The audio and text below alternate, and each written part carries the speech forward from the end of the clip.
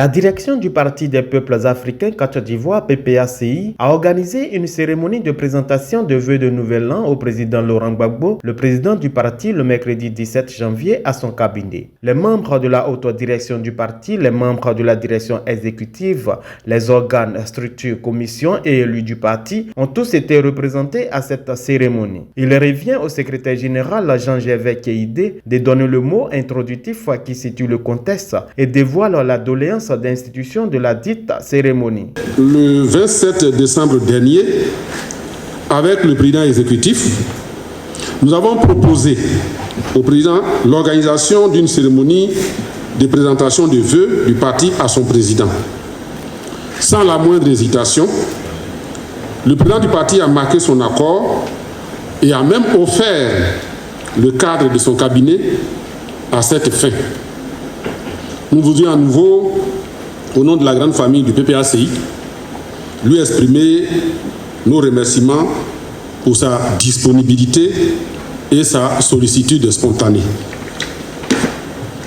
Le PPACI, notre parti, a soufflé ces deux bougies il y a seulement quelques mois.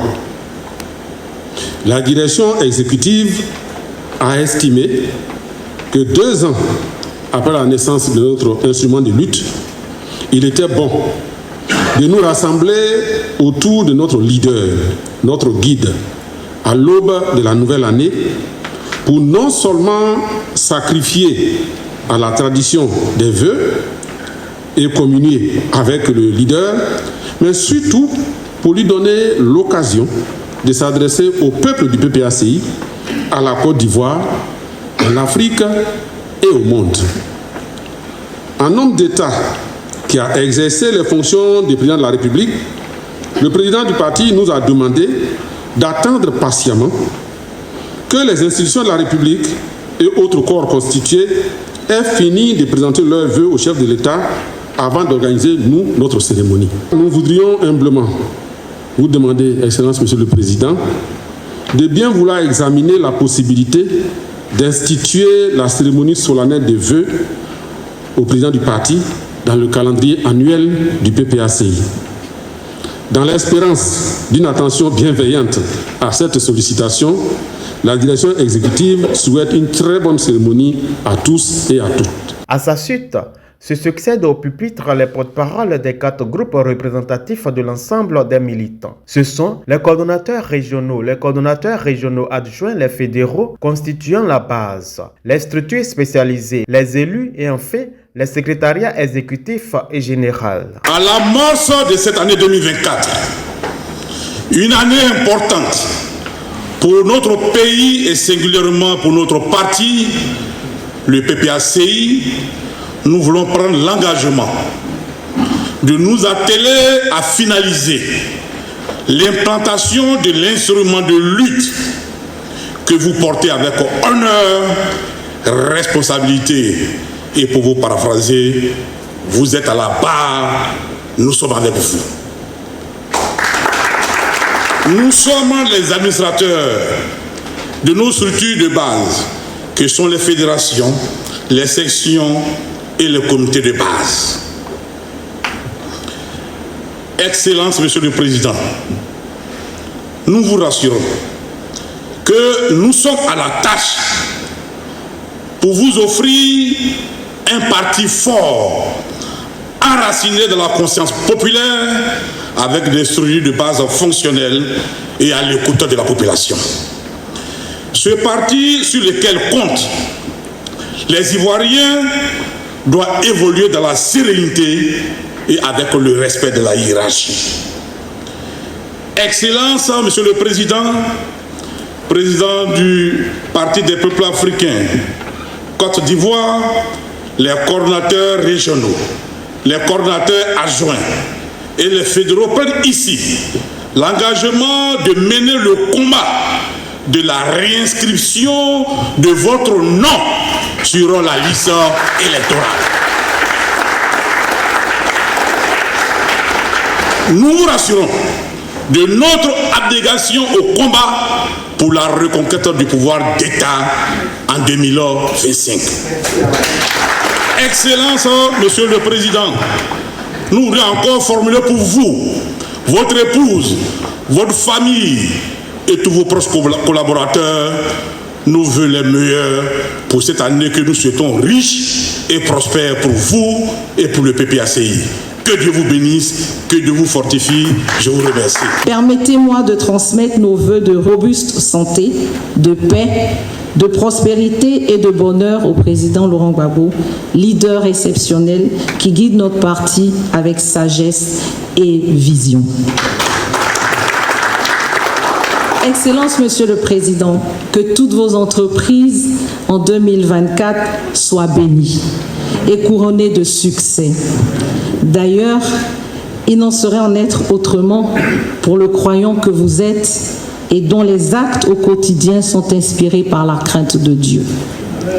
Que tous ceux qui sont chers à vous, notamment votre épouse, bénéficient également de la grâce de Dieu au cours de cette année 2024. Camarades militants et militantes du PPACI, 2024 se présente comme une année charnière pour nous, femmes du PPACI. En effet, cette année 2024 sonne la mobilisation des femmes du PPACI ainsi que celle de toutes les structures spécialisées et d'activité. Notre engagement est sans équivoque pour les combats futurs. En particulier, bien sûr, ce qui concerne la lutte pour la réinscription du président Laurent Gbagbo sur la liste électorale, ainsi que sa candidature et sa participation à l'élection présidentielle de 2025. Excellence, Monsieur le Président Laurent Gbagbo, nous, femmes du PPACI, inscrites dans des structures spécialisées, dans la Ligue des femmes du PPACI, nous vous réaffirmons notre engagement envers les valeurs fondamentales de notre parti, à savoir la justice, la légalité, la démocratie et le progrès. La population ivoirienne et nous, les élus PPACI, nous sommes déterminés, résolus à nous battre dignement pour arracher notre dignité, notre droit au bien-être social, nos emplois et fonctions, nos entreprises, nos terres et forêts confisquées. Bonne, heureuse et sainte année 2024 à vous, Excellence Laurent Gbagbo, et à votre épouse. Je vous remercie. Nous sommes venus vous dire de vive voix, bonne, sainte et heureuse année 2024, camarade président. Une année s'est achevée avec son corollaire de fortunes diverses, dont chacun de nous a été témoin. Dans nos familles respectives, nous avons apporté à chaque membre notre soutien, notre chaleureux amour, en souhaitant à chacun et à tous une bonne année 2024, une année pleine de joie et de bonheur. Ce début d'année 2024 est aussi pour nous tous un moment de recueillement et d'intenses émotions. En effet, comment ne pas avoir une pensée de tous nos camarades morts au service de la démocratie, de la justice et de la vérité? Comment ne pas avoir une pensée pour tous ces prisonniers politiques, civils et militaires, injustement maintenus dans le sous-sol de la République? Comment ne pas penser, ou comment ne pas avoir une pensée pour toutes ces familles, ces camarades, amis, proches et connaissances qui ont passé les fêtes dans le dénuement total? Aujourd'hui, dans le cadre de notre parti politique, nous sommes venus manifester notre attachement à votre personne et aux idiots de notre parti. En un mot comme en mille, nous sommes venus vous exprimer notre réengagement et notre détermination pour les batailles futures. Camarades, Président, depuis votre retour en Côte d'Ivoire, après 10 longues années d'absence, c'est bien la première fois que le parti se retrouve devant vous pour la présentation officielle de ses vœux de Nouvel An. Il s'agit pour nous de bien comprendre les enjeux afin de nous focaliser sur l'objectif final que représente la reconquête et la gestion du pouvoir d'État. Vous incarnez ce noble combat démocratique pour lequel notre soutien vous est toujours acquis, parce qu'en réalité, c'est nous qui avons besoin de vous pour faire aboutir notre lutte commune. C'est pourquoi, à l'orée de cette nouvelle année 2024, la haute direction du parti, par ma voix, vous adresse ses vœux de santé pour résister à toutes les adversités et continuer à nous indiquer le chemin. Ses vœux de sagesse pour supporter et trancher nos incompréhensions et contradictions éventuelles. Ses vœux de bonheur qui vous procurent la joie de vivre et rayonnent dans votre vie personnelle et familiale. Ses vœux de succès qui viendra couronner notre lutte commune pour soulager notre peuple. Camarade Président, à vous-même, à votre épouse et à tous ceux et toutes celles qui vous sont chers, nous formulons nos vœux les meilleurs pour l'année 2024. Bonne et heureuse année 2024, Monsieur le Président. Dieu vous bénisse, Dieu vous garde. Je vous remercie. À son tour de parole, le président a remercié l'ensemble des militants pour cette initiative, puis a décrypté l'actualité mondiale marquée par deux crises, à savoir la guerre opposant la Russie et l'Ukraine d'une part, et d'autre part la crise israélo-palestinienne. Vous savez, le monde aujourd'hui est en train de traverser une période difficile. Les gens ne voient pas la profondeur.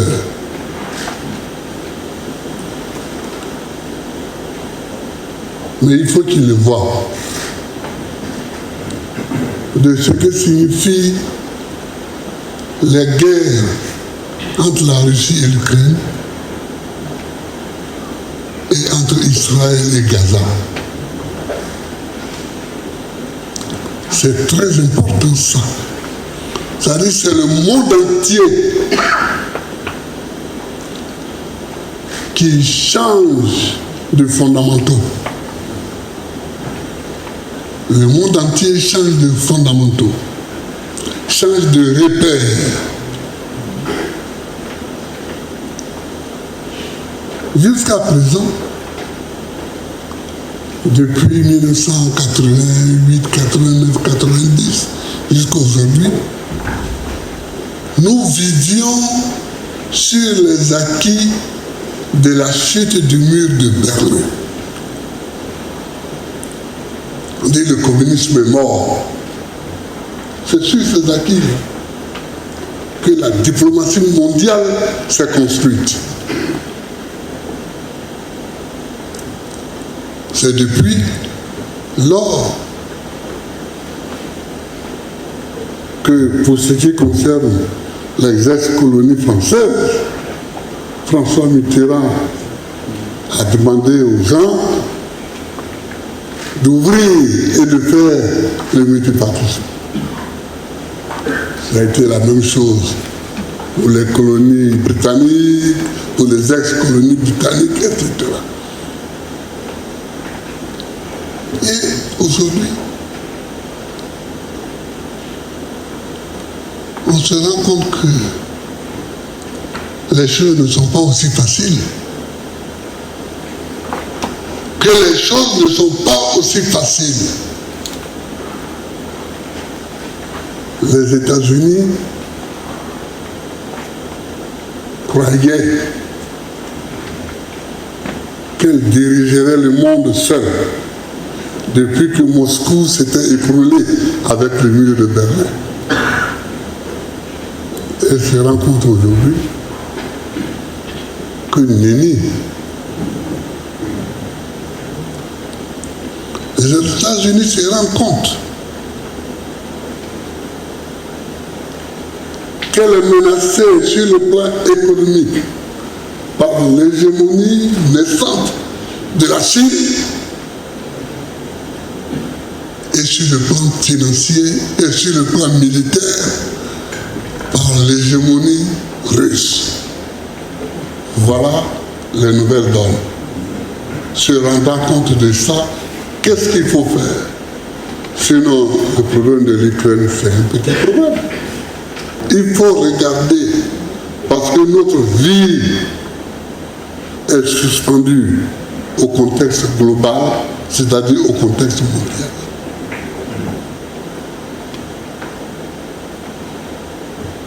Quant à ce qui se passe entre Israël et le Hamas,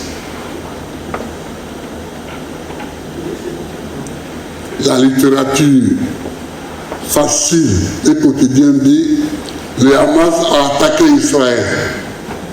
C'est vrai que le Hamas a attaqué Israël, a bombardé Israël. Mais pourquoi le Hamas a attaqué Israël? C'est ça qu'on ne dit pas. L'autre jour, Pierre Kipré m'a rappelé que c'était en 135 qu'on avait vidé la Palestine de tous les Juifs. En 135, je ne pas de 1900, l'an 135 de notre ère.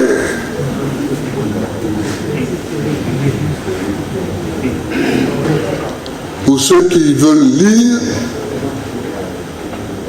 je les renvoie à Fabius Joseph, à Tacite,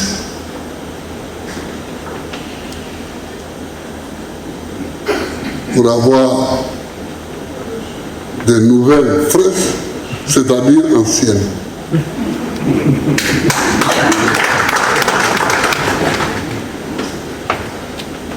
Les ayant vidés, ils se sont éparpillés dans le monde, mais la terre n'est pas restée vierge. Ceux qui vivaient là ont été retrouvés là en 1948, c'est-à-dire 2 millénaires plus tard, quand on a voulu implanter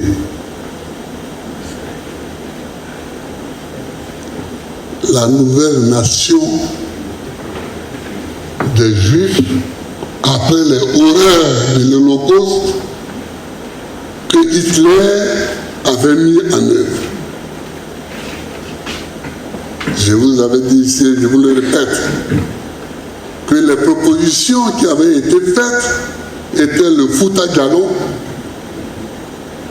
pour créer la nouvelle entité juif, le nouvel État juif, le foutage-jalon, l'Ouganda et la Palestine.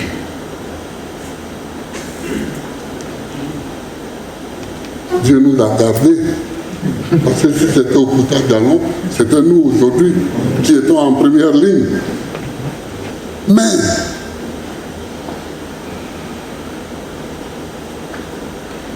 allant s'installer en Palestine, ils ont dû dégager la terre.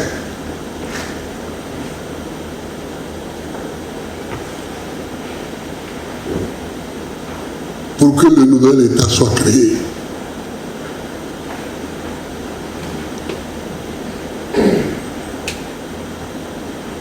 Donc, guerre. Parce que moi j'habite Maman. Vous venez pour implanter un nouvel État Et mes parents et moi, on doit aller se faire voir ailleurs. Naturellement, je prends le fusil. Et j'ai dit non, ça ne passera pas comme ça. Et c'est ça qu'on a vu.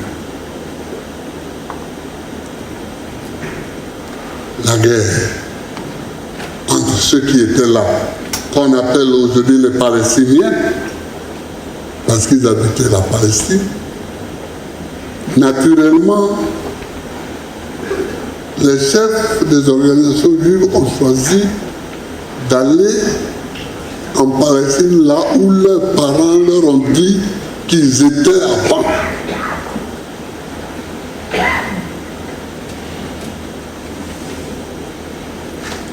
Mais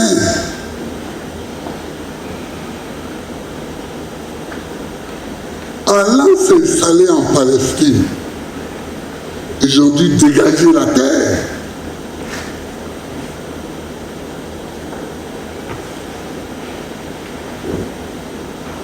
Pour que le nouvel État soit créé.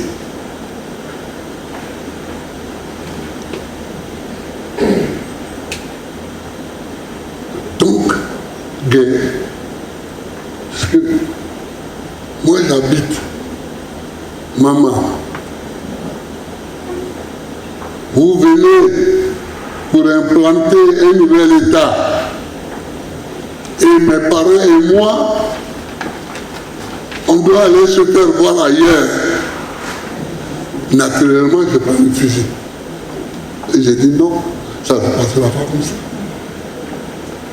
Et c'est ça qu'on a vu. Au plan national, le président déplore la récurrence des informations faisant état des détournements des deniers publics tout en proposant sa recette au gouvernement. Je regardais, je suivais les informations, parlait de détournement d'argent. Détournement d'argent. Que la Cour des comptes a parlé.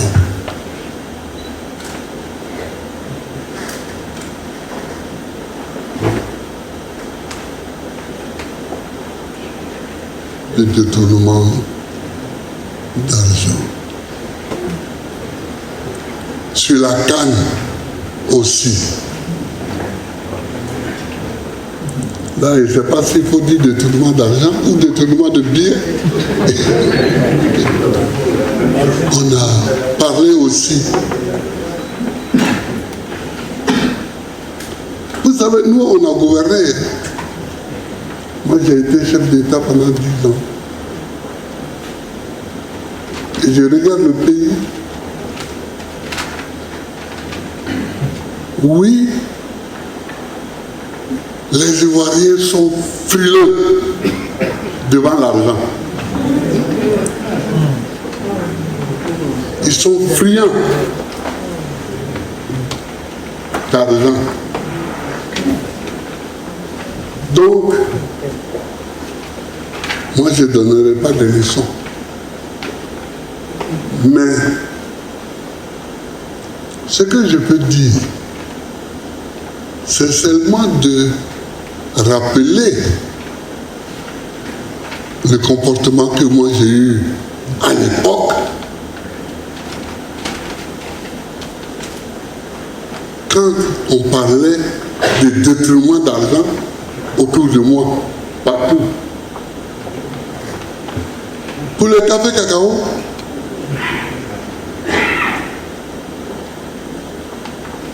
tout le monde parlait de détournement d'argent. Dans la filière café cacao que nous avions remis aux paysans. Quand j'ai dit, donne-moi le pouvoir pour que je vous le rende, j'ai rendu le pouvoir aux paysans effectivement. Donc quand on a parlé de détournement dans la filière café cacao,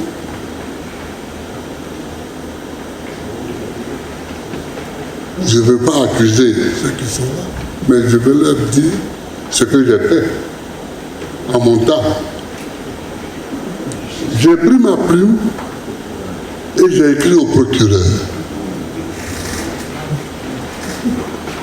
La lettre existe, elle est sur les journaux et elle est sur le journal officiel et elle est à la présidence, dans les archives de la présidence. J'ai dit au procureur de la République, on parle beaucoup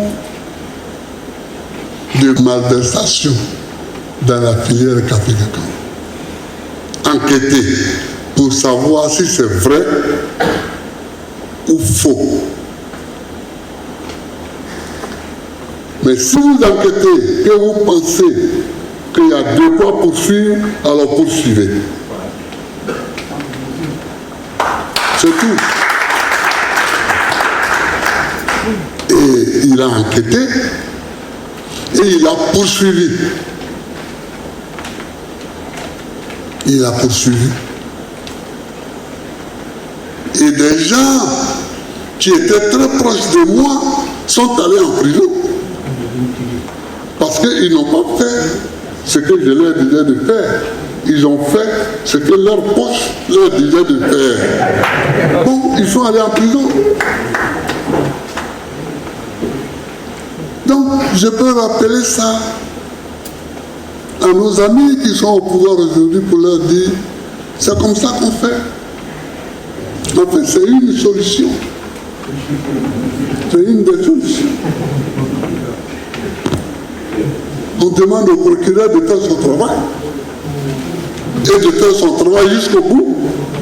Il demande aux militants de relever le défi de l'implantation avant de leur formuler ses vœux.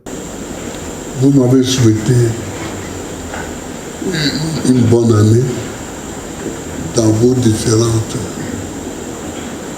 structures.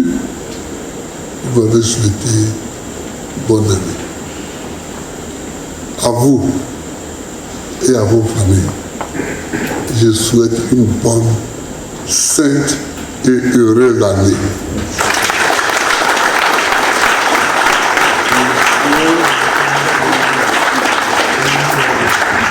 Que vous soyez motivés pour les batailles qui viennent. C'est quand les élections viennent, c'est les batailles qui viennent. Je souhaite que vous soyez gaillards et gaillards. Je souhaite que vous soyez forts. Je souhaite que vous soyez conquérants. Sur tous les terrains où vous êtes, soyez conquérants. On ne gagne pas en politique si on n'est pas conquérant. Soyez conquérants. Ce sont les conquérants qu'on connaît. Soyez conquérants. Battez-vous. Battez-vous. Battez-vous.